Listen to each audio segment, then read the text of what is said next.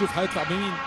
داركونوفيتش تلعب رمية التماس جوه ال 18 خطيرة من داودو سيدا، يلعبها بكعب رجله خطيرة. خلي بالك ما يلعبش الكرة العرضية، ودي العرضية الشيبي سجل في مرمى بالخطأ.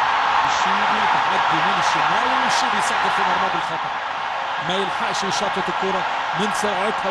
هي دي العرضية البرازيلية، هي دي العرضية البرازيلية، والجماهير الرواندية فرحانة في مدرجات ملعب مهور كبيرة في ملعب اللقاء. والشيبي يسجل اون جول، الشيبي يسجل لصالح فريق الجيش الرواندي من كرة عرضية. ادي العرضيات، ادي الخطورة.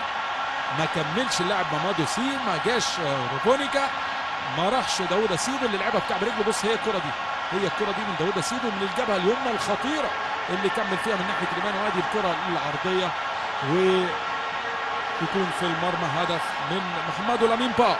بص محمدو لامين با الراجل اللي كان غايب تقريبا في الشوط الاول، ما ظهرش تقريبا في الشوط الاول لامين با، لكن يلعب كرة عرضية مع بداية الشوط الثاني مع اول 5 دقائق ويقدر يسجل لفريق الجيش الرواندي. لسه بدري يا رجال، لسه بدري يا رجال. ان شاء الله فريق بيراميدز يقدر يعوض باذن الله، ان شاء الله يقدر يعوض من هناك من رواندا عشان يسهل المهمه. هو الكعب ده، هو الكعب ده من بلاتي توريه ودفاع نادي بيراميدز اللي ما قفلش زاويه العرضيه مهند لاشين. وكمان الشيبي لازم اللاعب يقول لك اقف بزاويه 45. يعني دايما المدربين يقول لك للمدافع ده على مستوى الناشئين، يعني